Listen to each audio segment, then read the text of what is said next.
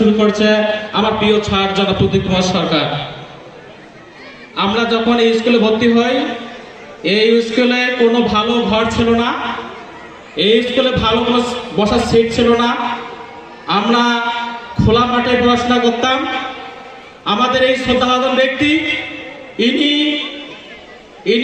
এই স্কুলটাকে নিজের পরিবার মনে করতো, এই স্কুল শিক্ষক ছাত্রদেরকে ইনি নিজের সন্তান মনে করত। ইনি সার্বক্ষণিক এই স্কুলের জন্য সব জায়গায় গিয়েছেন, সবার কাছে উনি এই স্কুলের বিভিন্ন ধরনের প্রকল্প নিয়ে এসে স্কুলটা দাঁড় করেন উনি।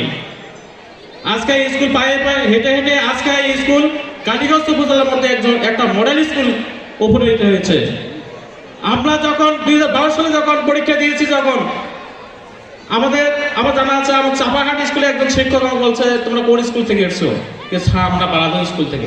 সর্বনাশ, তোমরা বালাগঞ্জ স্কুলের শিক্ষার্থী? মানে একটা যে নাম, একটা যে ডাক, সেটা বালাগঞ্জ স্কুলের ছিল, এখনো আছে, এই স্যারের জন্য আছে। আমি একটা বিষয় অনুরোধ করব এই বাজার এলাকার মানুষের কাছে, যে আমাদের এই প্রতিষ্ঠানটা তিনি নিজের মতন করে তৈরি করেছে। আমরা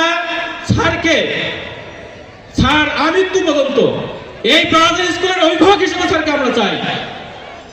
আপনারা দ্বিমত পোষণ কখনো করবেন না। আমরা আগামীতে স্যারকে এই বাজার স্কুলের সভাপতি হিসেবে দেখতে চাই। এই স্যার আজীবন আমাদের অভিভাবক হয়ে থাকবে। এই স্যার যদি এই বাজার স্কুলের অভিভাবক হয়ে থাকে, এই স্কুলের কোনো অনিয়ম, কোনো দুর্নীতি হবে না ইনশাল্লাহ। আমরা আজকে দেখে দিয়েছি শিক্ষককে সম্মান করতে হয় কিভাবে, একজন শিক্ষককে কিভাবে সম্মান করতে হয়। ছাত্র শিক্ষকের মধ্যে এইরকম থাকবে আমাদের। আমরা এইভাবে প্রত্যেকটা জায়গায়, প্রত্যেকটা স্কুলে আমরা এইভাবে একজন শিক্ষককে সম্মান দেব। প্রিয় ভাইরা, আপনারা কখনোই দ্বিমত পোষণ করবেন না যে স্যার আমাদের একজন উজ্জ্বল নক্ষত্র, এই বাজার এলাকায় একজন উজ্জ্বল নক্ষত্র। আজকে এই বাজার এলাকা চেনে শুধুমাত্র এই বিদ্যালয়ের জন্যই চেনে শুধুমাত্র। তাই স্যারের বিদায়ে আমরা অনেক ভুল ত্রুটি করছি, স্যারের কাছে বেয়াদবি করেছি। স্যার আমাদেরকে ক্ষমা দৃষ্টিতে দেখবেন।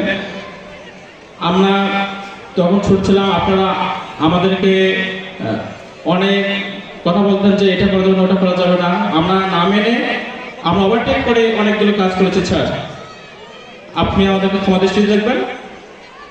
আপনি ভালো থাকবেন, সুস্থ থাকবেন, আমাদের মধ্যে থাকবেন, আমাদের অভিভাবক হয়ে থাকবেন। এবার আমার বক্তব্য শেষ করছি। আল্লাহ হাফেজ। ধন্যবাদ আজিজুল ইসলাম বাড়িকে।